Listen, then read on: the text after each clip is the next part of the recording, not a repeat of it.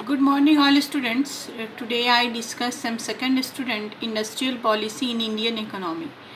इसके पहले हम लोगों ने इंडस्ट्रियल पॉलिसी 1956 की स्टडी की, 1977, अब हम लोग 1980 की स्टडी करने जा रहे हैं कि 1980 की औद्योगिक नीति की क्या प्रमुख उद्देश्य थे, इसकी क्या विशेषताएं थीं और 1980 की औद्योगिक नीति की समीक्षात्मक विवरण प्रस्तुत करें। तो इसका क्वेश्चन हो सकता है कि 1980 के औद्योगिक नीति की प्रमुख उद्देश्यों की विशेषता करें। ये तो आपका लघु उत्तरीय प्रश्न बन सकता है कि औद्योगिक नीति 1980 के प्रमुख उद्देश्य क्या थे। एक लॉन्ग क्वेश्चन के रूप में ये बन सकता है कि 1980 की औद्योगिक नीति की समीक्षात्मक विवेचना करें। तो इस टॉपिक में हम लोग इस बात की स्टडी करेंगे कि 1980 की औद्योगिक नीति की समीक्षात्मक विश्लेषण व्यक्त करेंगे। तो फर्स्ट ऑफ ऑल तो हम यह जान लेंगे कि 1980 की औद्योगिक नीति पारित कब हुई। तो जब पुनः सत्ता में कांग्रेस की सरकार आई, 23 जुलाई 1980 को कांग्रेस की पुनः सत्ता में वापसी हुई, जिसे उन्होंने नई औद्योगिक नीति की घोषणा की, जो कि नया नीति प्रस्ताव मूलतः 1956 की औद्योगिक नीति के प्रस्ताव के अधीन ही बनाया गया। और नए नीति प्रस्ताव के में उल्लेखनीय किया गया कि 1956 का औद्योगिक नीति प्रस्ताव हमारे देश की मूल व्यवस्था का प्रतिबिंब करता है और 1956 के प्रस्ताव नीति ने यह निर्णायक तौर से यह सिद्ध कर दिया कि हमारे देश की व्यवस्था में रचनात्मक लोच विद्यमान है तथा हमारे लिए भी उपयोगी सिद्ध हुई है। तो पुनः एक ऑब्जेक्टिव क्वेश्चन हुआ कि औद्योगिक नीति 1980 की घोषणा कब की गई। तो 23 जुलाई 1980 को पुनः औद्योगिक नीति की घोषणा की गई, जो स्पेशली 1956 की औद्योगिक नीति के आधार पर ही था। उसके बाद आता है कि औद्योगिक नीति 1980 के प्रमुख उद्देश्य क्या थे। तो प्रमुख उद्देश्य निम्नलिखित इस प्रकार थे। इसका मुख्य उद्देश्य था सामाजिक एवं आर्थिक उद्देश्य को प्राप्त करना, जिसका मुख्य उद्देश्य था कि उद्योगों की स्थापना क्षमता का अनुकूलतम उपयोग करना, देश में उत्पादन को अधिकतम करना तथा उच्चतर उत्पादन को प्राप्त करना, उच्च रोजगार के अवसर उत्पन्न करना, औद्योगिक दृष्टि से पिछड़े हुए क्षेत्रों को प्राथमिकता के आधार पर विकसित करते हुए प्रादेशिक असंतुलन को दूर करना, कृषि पर आधारित उद्योगों को प्राथमिकता प्रदान करते हुए देश के कृषि आधार को मजबूत बनाना तथा अंतर क्षेत्रीय संबंधों की क्रियाओं में संवर्धन करना, निर्यात संभावित उद्योग की वृद्धि करना तथा ऐसे उद्योगों के विकास पर बल देना जिससे हमारे देश आयात कम हो सके, जिससे हमारे देश में ही उन वस्तुओं का उत्पादन हो सके जिन्होंने हम अभी तक विदेशों से आयात करते हैं। एक ऐसी आर्थिक संघवाद का प्रवर्तन करना जिसमें विनियोग का समान वितरण हो तथा जिनका लाभ छोटी और बढ़ी हुई ग्रामीण एवं शहरी क्षेत्र की इकाइयों को भी मिले।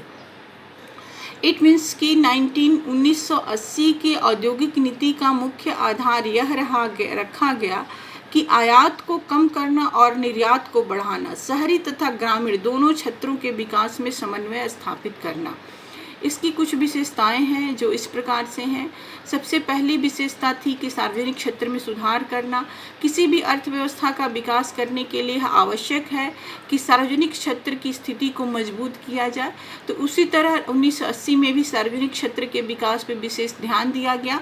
सार्वजनिक क्षेत्र की सभी इकाइयों पर पृथक रूप से ध्यान रखा गया तथा उनकी जांच की जाएगी। उसकी कार्यकुशलता बढ़ाना, उसकी गतिशीलता बढ़ाना, उसके कार्य क्षमता में वृद्धि करने के उद्देश्य से इस बात पर ध्यान दिया गया और सार्वजनिक क्षेत्र में सुधार किया गया। निजी क्षेत्र के विकास पर भी ध्यान दिया गया, क्योंकि भारत में मिश्रित अर्थव्यवस्था पाई जाती है, इसलिए निजी क्षेत्र और सार्वजनिक क्षेत्र दोनों का विकास करना अत्यंत आवश्यक है।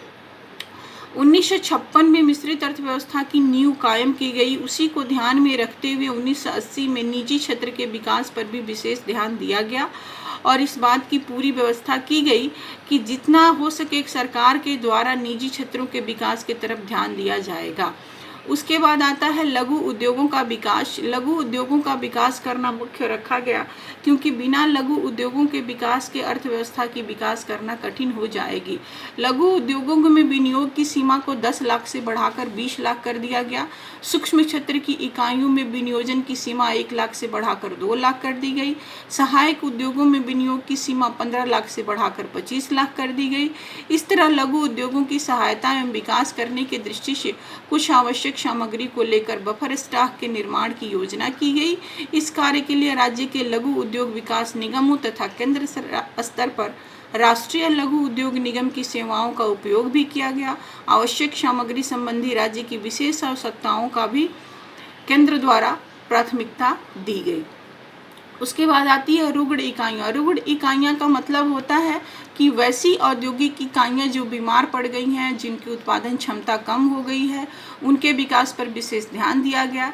ऐसी व्यवस्था भी बनाई गई जिसके द्वारा इकाइयों की रुग्णता को संकेत समय से पूर्व प्राप्त हो सके, मतलब समय से पहले यह जानकारी मिल सके कि ये इकाइयाँ रुग्ण हो रही हैं, बीमार हो रही हैं, अब काम नहीं करेंगी। इस तरह की व्यवस्था को डेवलप किया गया और उसके विकास के ऊपर ज़्यादा ध्यान दिया गया। उसके बाद आता है कि व्यवसाय व सामाजिक उत्तरदायित्व। व्यवसाय और सामाजिक उत्तरदायित्व के अंतर्गत भी विकास की तरफ ध्यान दिया गया, क्योंकि इसमें आपूर्ति रेखा सप्लाई लाइन को ठीक रखा जा सके, सट्टा और जमाखोरी से बचा जा सके, उपभोक्ताओं के हितों की रक्षा की जा सके।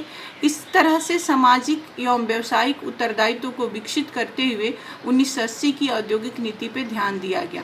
उसके बाद आता है मधुर औद्योगिक संबंध। बिना मधुर श्रमिक और मालिक के बीच मधुर संबंध के अभाव के बिना किसी का भी विकास नहीं हो सकता है। तो 1980 के औद्योगिक नीति में इस बात का विशेष ध्यान दिया गया कि श्रमिकों और अर्थ प्रबंधकों के बीच दोनों में सहयोग बहुत जरूरी है।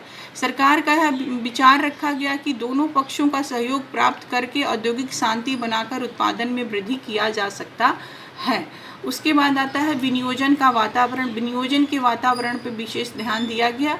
1980 की औद्योगिक नीति में इस बात पर ध्यान दिया गया कि विनियोग का वातावरण बने, सहयोग एवं सहायता प्राप्त हो। इन सभी घटकों के अंतर क्रियाओं से मिलकर ही देश में विनियोग का माहौल निर्माण किया जा सकता है। उसके बाद क्षेत्रीय असंतुलन में सुधार। सरकार पिछड़े हुए क्षेत्रों को विकसित करते हुए वहां उद्योग की स्थापना पर अधिक ध्यान देगी तथा ऐसे क्षेत्रों में विशेष सुविधा उपलब्ध कराएगी जहां आवश्यकता अनुसार इन सुविधाओं में परिवर्तन किया जा सके। इन क्षेत्रों में उद्योगों की स्थापना हेतु वित्तीय सहायता, अनुदान एवं अन्य विशेष सुविधाएं भी प्रदान की जाएंगी।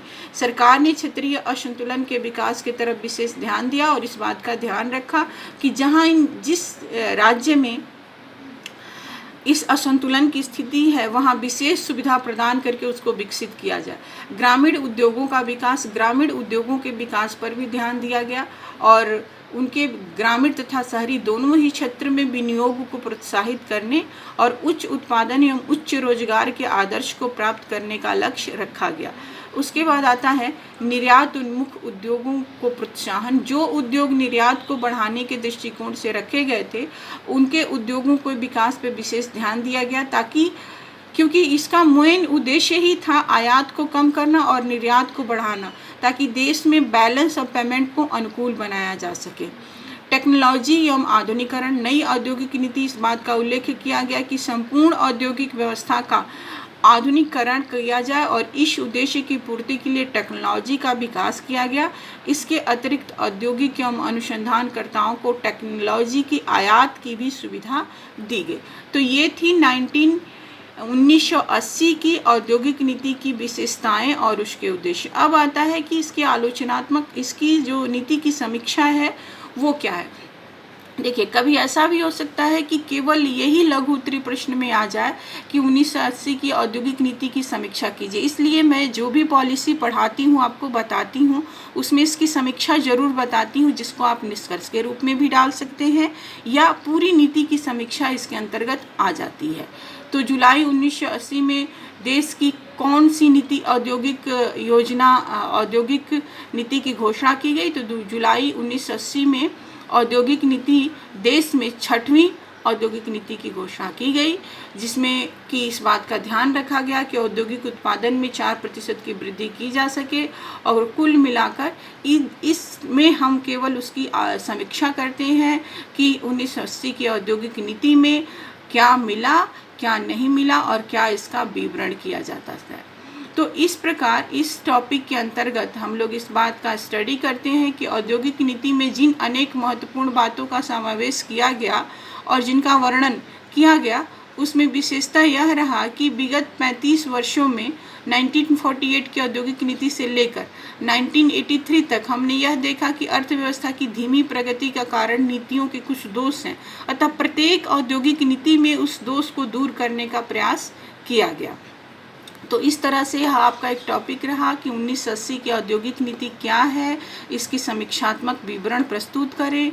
1980 की औद्योगिक नीति के उद्देश्य क्या है, उसकी विशेषताएं क्या है और यह कब पारित किया गया था।